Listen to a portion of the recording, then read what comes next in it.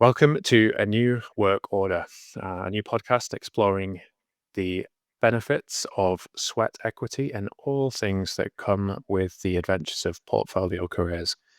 I'm Graham Goulden. And I'm Mickela. So whether you're starting out mid-career or a seasoned pro, if you're looking for a new way of working that gives you a bit more time, flexibility, and purpose, then you're in the right place. Exactly. Nice intro. So, this time round, we are going to be focusing in on now exactly what is sweat equity and how it plays a part of a portfolio career. We will be kind of setting the scene a little bit more than we did in the first episode, talking about how it can be applied and where it can take us, but also just looking at the benefits, challenges, and maybe touch on a couple of real life examples and really start to deep dive a little bit into exactly what is a portfolio career. Yeah. So, here's my 2 seconds. So, a portfolio career, I think we both know what it means, but we're starting to see more and more people talking about it. I had a revelation at some point a couple of years ago, which set me off into a completely different direction versus the nine. And really, it's just about juggling multiple professional roles. They could be, you could have a full time job with some freelance gigs on the side, a couple of passion projects. You may have a couple of ideas yourself. It all counts towards that portfolio career, I guess, bigger piece. And for me, supporting startups has always been something super interesting, and it can fit so nicely into this, I guess, newly defined model of portfolio careers, where you get to contribute your skills, things that you've honed, perhaps in the 9 to 5 commercial world, and apply them to a small business that's just looking to start up. Don't know how would you kind of sum up the portfolio career? I suppose for me, and it is about putting together different aspects of your working life. So that, I might be working in a part-time job, employed, and I also might be working with a startup doing contract work. It could be that I have an advisory or a mentorship role. And it can look like many things. I suppose it's as diverse as the person who has the portfolio really. But I think the added enrichment of it is is the idea that yes, of course we need money to live and we need cash right now, but that also that you can also be putting money away for for the future. And you do that by investing, your time and energy and your expertise for hopefully a reward at a future date.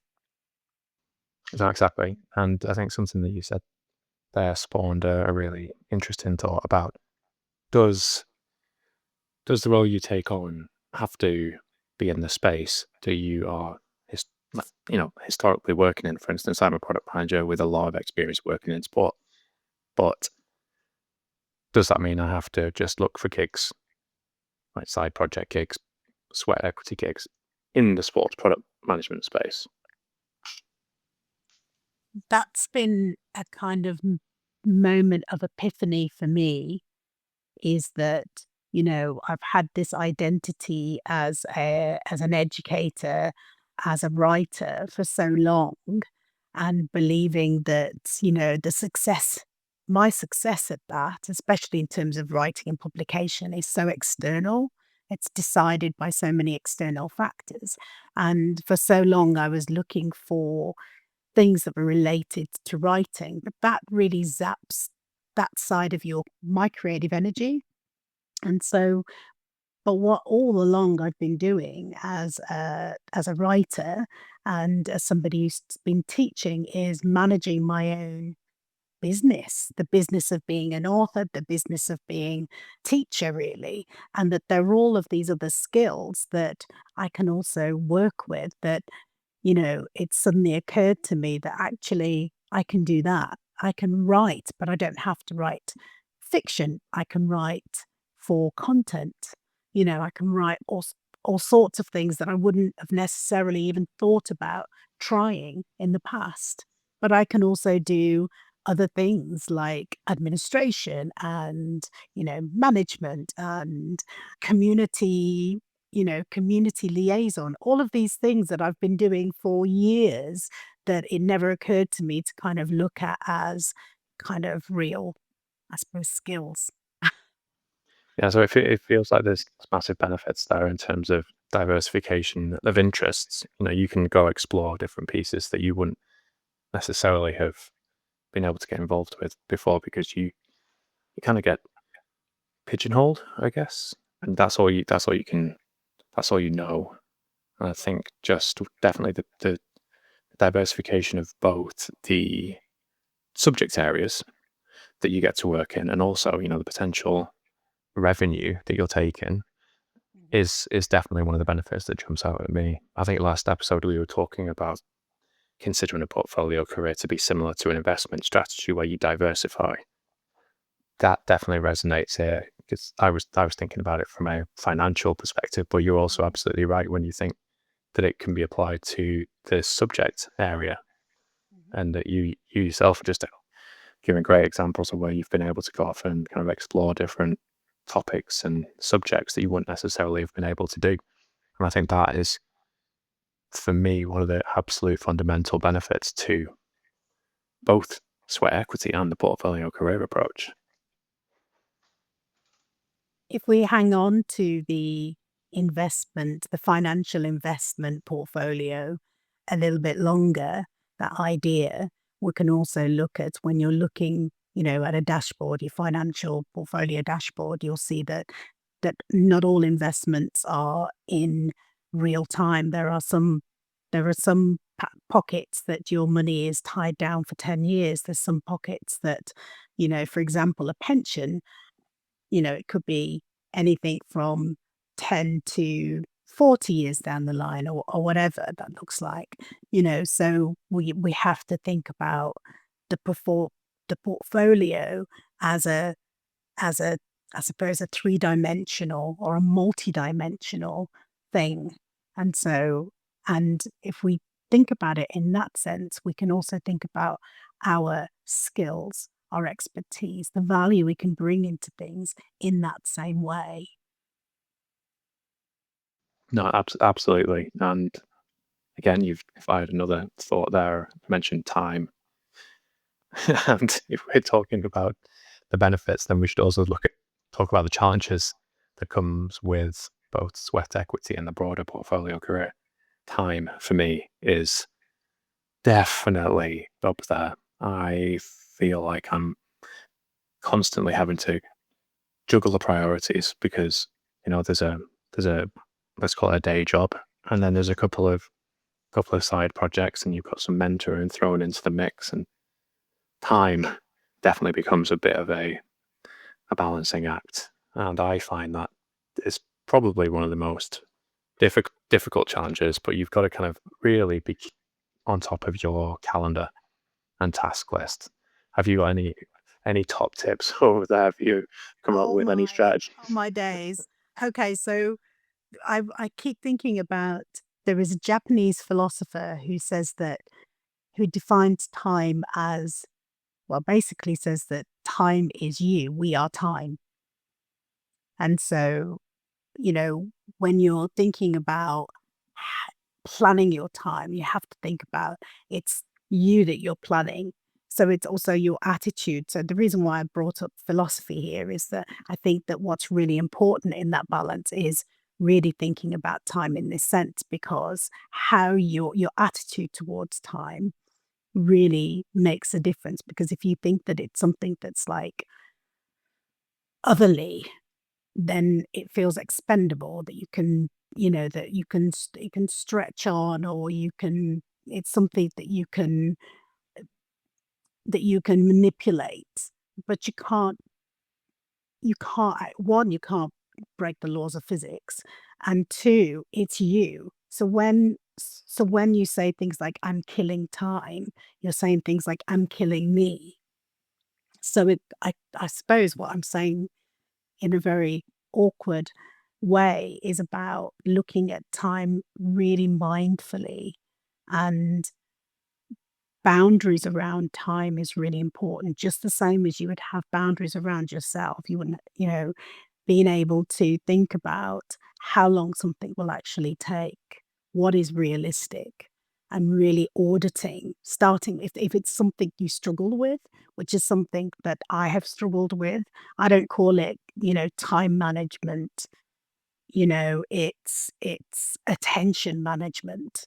If it's something you struggle with, then you audit that time and you look at everything you do really realistically, just as you would if you were doing a scope of work for somebody.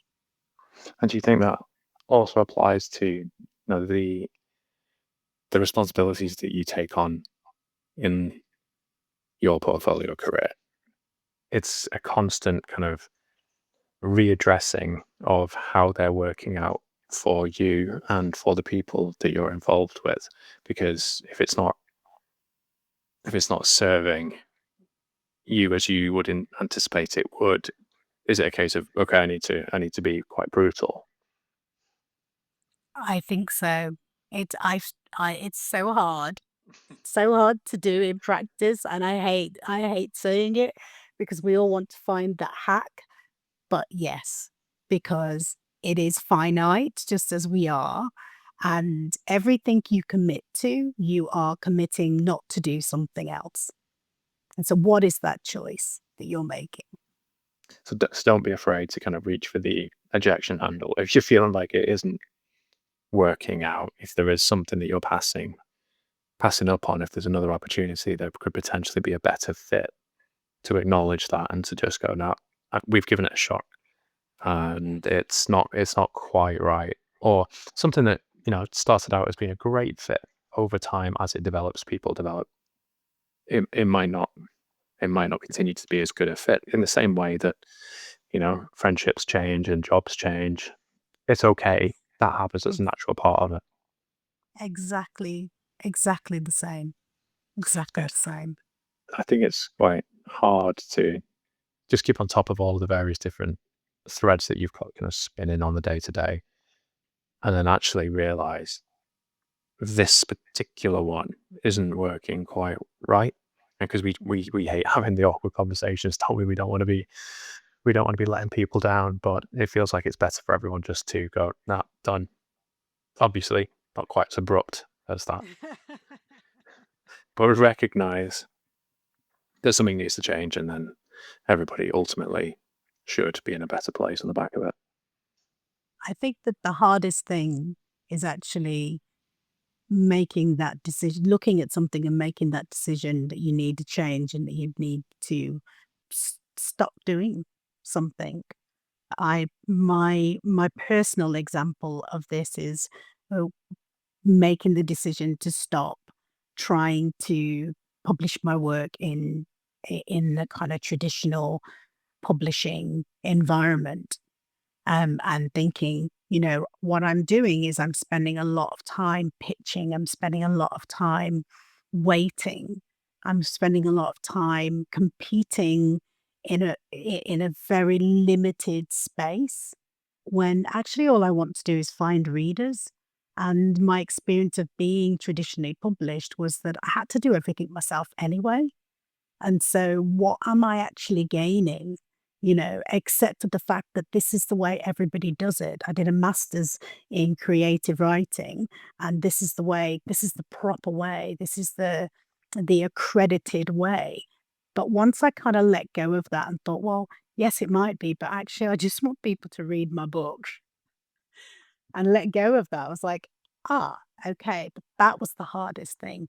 That took the longest. And I'm really envious of seeing all these kind of entrepreneurs out there that like maybe took 5 minutes and decided, yep, this isn't for me, and then moved on. Whereas I sort of spent like 15 years in that space. So yeah, Yeah, identifying what's working and what's not working, and just going for it. And yeah, it feels like that's a lesson for sure. And I think when you do have a couple of sweat equity irons in the fire, there is a risk, of burnout, of dropping the ball, you are spinning a lot of different plates. And I think that for me is it is another one of the challenges, just making sure that you're moving in the right direction. Yeah. You continue to do a good job. And if it's not working, just kind of raise the flag, have a conversation with whoever else is involved, and just be kind of grown up about the whole approach. So Yeah. that for me is, I think if anyone is listening and considering the portfolio approach, there are so many benefits to it, but you've got to go in with that open mind that you're gonna have to be very, I don't know, disciplined with yourself when it comes to Yeah. delivery and to your time management. Yeah, 100%. And I think you have to be your own advocate. And the the great thing about learning, because it doesn't happen overnight, these are things you learn as you do it. You're not going to decide tomorrow to have this kind of career and then be perfect at everything. You're going to make mistakes. You're going to continue to make mistakes. But I can testify. But what it does is you get more and more used to being honest, asking questions, and getting through those awkward pauses and silences where you have to kind of go, well, yes, this is all well and good, and I really love your idea and everything, but what's the bottom line? How much money are you going to pay me? What is the deal? What, and having to really squeeze those. And as English people, we're very, very Oh yeah. tight and we don't like Oh yeah. those conversations. It's a When real you're problem. forced it's massive. But when you're forced to do it, what it does is it breaks that ice and it allows that space, not just for conversations about money and finances, but it allows the space for saying, hmm, I know we said I would do this particular role and I was going to do A, B, and C, but this month I'm really busy. I've got this going on. I've got that going on. And it doesn't matter what that is. And it could be just like, I have a, I have a child who is, you know, doing examinations or whatever. It could be anything that you're comfortable with saying to that partner that actually I'm going to need more time for this. And there's a little bit of trust there that, yes, that might be a week or a month or whatever, that your focus is going to have changed, but that things will, that there's push and pull in all direction because that founder there could also be a month where they're going, okay, it's all hands on deck. We've got to launch everything and you find yourself doing ridiculous hours. And that's the way that it is, you know, because you're invested and there's that trust and exchange because it is more of a partnership as opposed to feeling like there's this power dynamic between you and a supervisor or a manager who you're not quite sure where their agenda is, So you it know? kind of brings us up back to the topic of communication, doesn't it? Openness and communication, and just making sure that you're on the same page. Because with a sweat equity approach, you really have to be quite aligned. You have to be aligned on, you know, what level of equity do you expect to take from this? What are the hours expected of you during the week, and what are the deliverables expected? And to your point there, sometimes there will be, life happens, and it can derail the best laid plans. And I think just having the communication with the founder should mean that when this happens, this isn't a big drama. But similarly, when they need everyone for that big launch, everyone is so invested anyway in the story and the experience that they've had getting to where they are. They should live for those moments in the growth of that organization. So it very much is push and pull, I feel. Yeah, yeah. That genuine partnership. I mean, Yeah. companies really like using the phrase at the moment, oh, we're just like a big family here. and especially games companies, oh, we're just one big family on this project. We'll da da da, this is who we are. Everybody pitches in, and we have a slide that goes from the fourth floor to the bottom floor. There's a barista making your coffee, and this is real stuff, by the way. I'm not just pulling this stuff out of the air, but you're not a family and you don't feel like one when suddenly somebody comes in and layoffs are announced. And, I mean, in the games industry alone this year, over 30, is it 13,000? Is that what the statistics is? Yeah. Layoffs? Yeah. And and 13,000 in this year alone. And I think that's why people are beginning to look at the kind of traditional 9 to 5 and think, yeah, wait a minute, you Yeah. know? Ultimately, it's a corporate with a bottom line Mhm. and an HR team just poised and ready to do the necessary. Yep. So yeah, I think quickly the family vibe quickly vanishes sometimes. Mhm. So I'm just some of the stuff that we've been kicking around there is kind of making me think of some examples of where it's been done well, and seeing portfolio career approaches really connecting, and I think just when prepping for this, looking around and seeing who jumps out. There were a couple of folks, and I think it was interesting when we were talking about the corporate piece.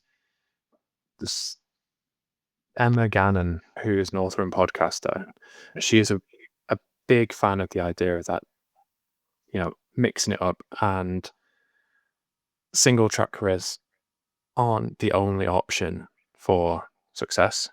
And as we just described, the HR team's just waiting as needed. So she's mixed it up fairly spectacularly. Gone on to do some incredible things, from hosting the Control Alt Delete podcast. She is a public speaker and writes for multiple major publications. So as we consider the whole portfolio approach, that example really resonates with me. It'd be interesting to see how this develops over the next couple of years, and do sweat equity ventures that we see posted frequently on SweatClink start to form more of a part of the type of portfolio career that she's had?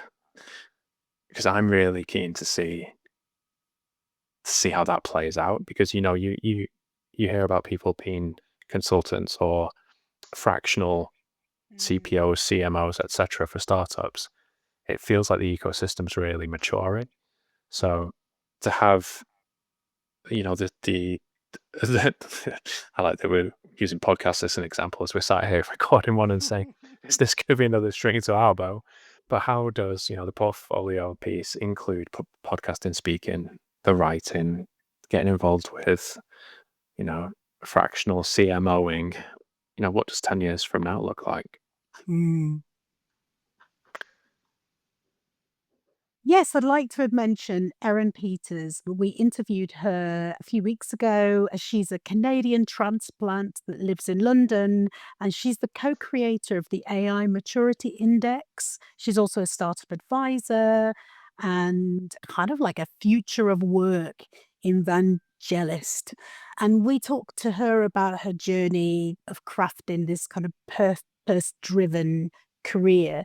And what really struck me about my conversation with her was, one of the major things that are important to her was the people, and how she, you know, how she the relationship that she has with people, and how she gets on with people, which you'd think like, well, surely you'd be thinking about, other stuff, but people seem to be like at the core of of the way that she has shaped her kind of portfolio career really. And she's definitely worth